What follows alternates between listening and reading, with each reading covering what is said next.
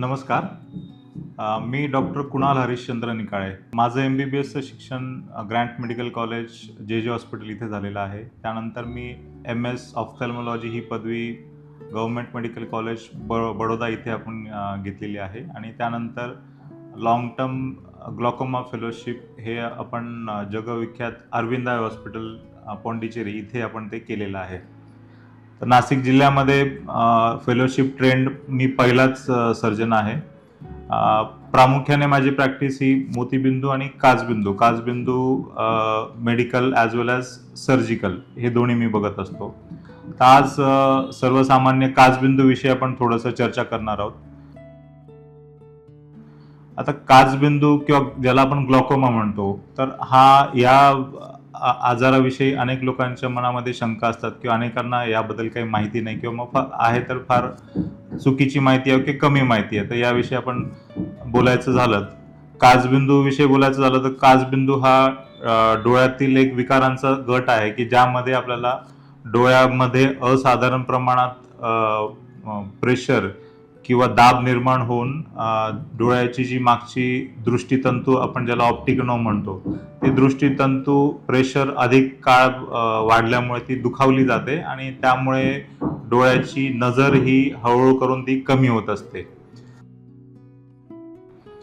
काचबिंदूचे लक्षण हे फार असे कॉमन नसतात. म्हणजे काचबिंदू ओपन अँगल ग्लॉकोमा आपण म्हणतो, त्याची लक्षणं फार लवकर येत नाही. त्यामुळे हा जो आजार आहे तो अधिक काळ डोळ्यामध्ये असतो, त्यामुळे नजर डॅमेज होत जाते आणि अगदी पेशंटला शेवटी कळायला लागतं. म्हणून आपण काचबिंदूला सायलेंट थीफ ऑफ साईट असं पण म्हणतो, कारण तो नजर कधी चोरून घेऊन जातो ते रुग्णांना कळत नाही. आणि ज्या वेळेला लक्षणं येतात किंवा ज्या वेळेला त्याला कळतं त्यावेळेला ॲडव्हान्स ऑप्टिक नर्व डॅमेज किंवा मग दृष्टितंतूचा मोठा भाग हा डॅमेज झालेला असतो. तर काचबिंदू ह्याचे दोन प्रकार असतात, एक ओपन अँगल ॲज वेल ॲज दुसरा म्हणजे एक अँगल क्लोजर.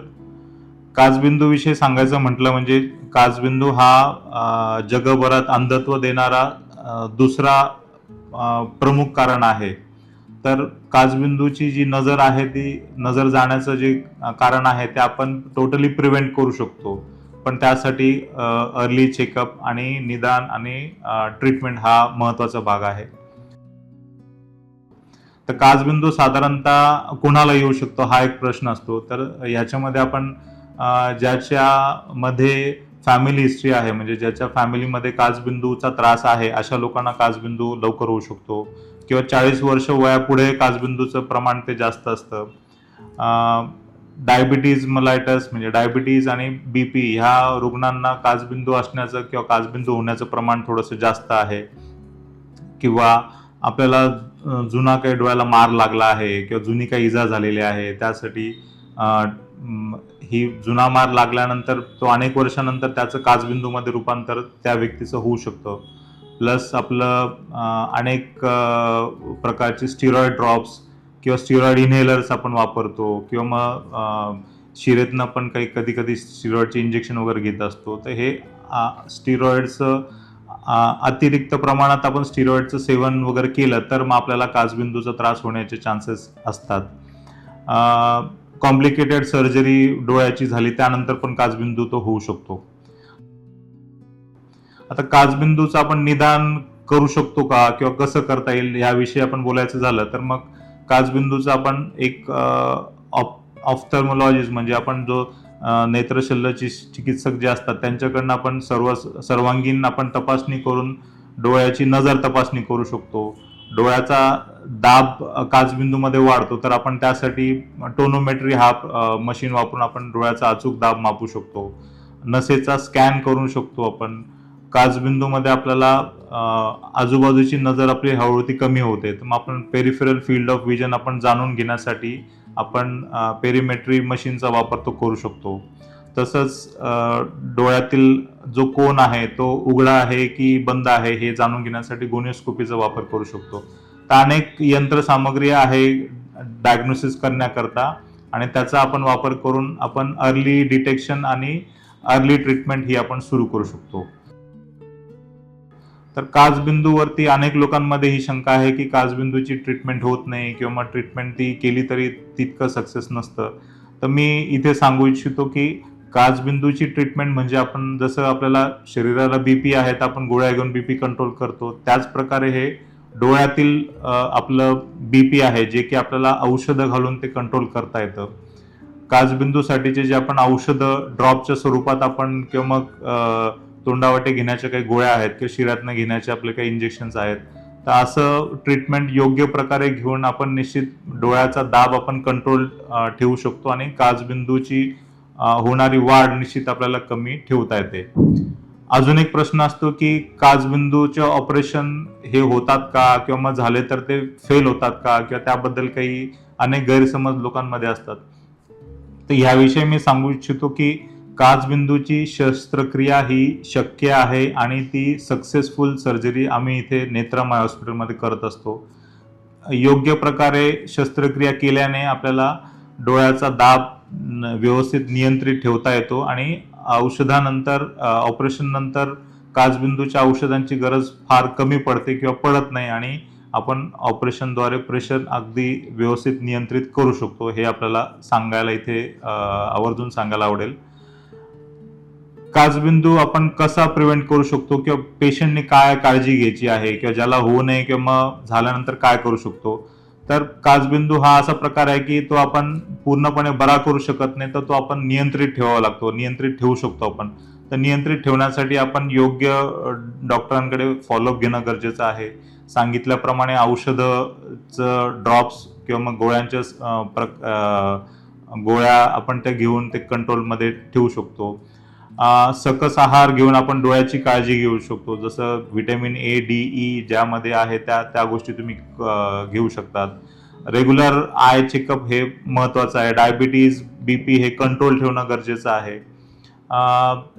ज्यांना फॅमिलीमध्ये काचबिंदू ज्यांना आहे अशा व्यक्तींनी एक फॅमिली स्क्रीनिंग असते, आपण ती फॅमिली स्क्रीनिंग करून आपल्याला काचबिंदू आहे की नाही आहे किंवा प्रेशर आपलं किती आहे हे एक जाणून घेणं गरजेचं असतं. कारण काचबिंदू ह्याचे लक्षणं लवकर ती येत नसतात आणि अर्ली स्टेजमध्येच आपण जर काचबिंदूचं निदान केलं आणि त्याचं ट्रीटमेंट वाईज सुरू केली तर आपल्याला अंधत्वापासून आपण निश्चित त्या डोळ्याची काळजी घेऊ शकतो किंवा मग त्या डोळ्याला आपण वाचवू शकतो. धन्यवाद. नेत्रमाय हॉस्पिटल हे मागच्या 5 वर्षापासून नाशिकमध्ये कार्यरत आहे. नेत्रम हॉस्पिटलमध्ये आम्ही पेरिफेरीचे म्हणजे नॉर्थ महाराष्ट्र, उत्तर महाराष्ट्रातील अनेक कॉम्प्लिकेटेड केसेस काचबिंदूच्या मी हँडल करत असतो. ज्यांना कोणाला काचबिंदूविषयी काही शंका आहे किंवा मग काही ऑपरेशनविषयी काही शंका आहे तर तुम्ही निश्चित नेत्रमाय हॉस्पिटलला यावं. नेत्रम हॉस्पिटलमध्ये आम्ही मोतीबिंदू तसंच काचबिंदू शस्त्रक्रिया फार कॉमनली सगळीकडे होत असते असं नाही, पण आपल्याकडे इथे आपण कारण की आपण फेलोशिप करून इथे काचबिंदू विषयी फेलोशिप करून आपण इथे आलेलो आहोत, त्यामुळे त्याविषयीचं अधिक ज्ञान घेऊन आपण इथे आलेलो आहोत आणि ते ज्ञान आपण पेशंट पर्यंत कसं पोहोचावं किंवा पेशंटचं कसं त्यात भलं व्हावं ह्या दृष्टीने आपण नेहमी आपण प्रयत्न तो करत असतो. तर नेत्रम हॉस्पिटलमध्ये फार कॉमनली काचबिंदू शस्त्रक्रिया होतात आणि त्या सक्सेस होतात. आता सक्सेस आणि फेल पेशंटच्या मनामध्ये असतं की नजर जाईल की नजर राहील. तर आमच्या इथे ऑपरेशन झालेल्या पेशंटचं आम्ही तेच प्रबोधन करत असतो की तुमचं सक्सेस आणि फेल आमच्याकडे औषधाची गरज नंतर पडेल नाही पडणार ह्यातच आमचं सक्सेस आणि फेलियर मोजलं जातं, ना की नजर राहील किंवा नजर जाईल. आम्ही इथे दृष्टी देण्यासाठी इथे बसलेलो आहोत. त्यासाठी आम्ही पूर्ण ऑपरेशन नंतर तुमची नजर जी आहे ती नजर मेंटेन राहील आणि नजर कमी होणार नाही ह्या दृष्टीनेच आपल्याला सर्जिकल अप्रोच तो घेऊन आपण ती सर्जरी ती पूर्ण ती करत असतो. त्यामुळे कुठल्याही प्रकारचं तुम्हाला पेशंटना डाऊट असेल ऑपरेशन विषयी म्हणा किंवा ट्रीटमेंट विषयी म्हणा किंवा तुम्हाला ओपिनियन काही घ्यायचं असेल तर निश्चित तुम्ही नेत्रमाय हॉस्पिटल जे आपलं इंदिरानगरमध्ये गुरु गोविंद सिंग कॉलेज जवळ आपलं एक ॲडव्हान्स ग्लॉकोमा सेंटर आहे की जिथे तुम्हाला काचबिंदू विषयीचे सर्व तपासण्या तुम्हाला इथे करायला मिळतील. काचबिंदू विषयीचं तुम्हाला काही सर्जरी विषयीचं तुम्हाला काही डाऊट्स असेल, जे काही अद्ययावत मशिनरी म्हणा किंवा ॲडव्हान्स ज्या सर्जरी आहेत त्या आपण सगळे इथे नेत्रमाय हॉस्पिटलला इथे करत असतो. त्यामुळे तुम्हाला कुठल्याही प्रकारचा डोक्यामध्ये शंका न ठेवता तुम्ही निश्चित आम्हाला प्रत्यक्षात भेटून कॉन्टॅक्ट करू शकतात, किंवा तुम्ही फोनवरती जरी कॉन्टॅक्ट केला तरी आम्ही आमच्यातर्फे पूर्णपणे माहिती देण्याचा आणि तुम्हाला समाधान देण्याचा आम्ही प्रयत्न करू. धन्यवाद.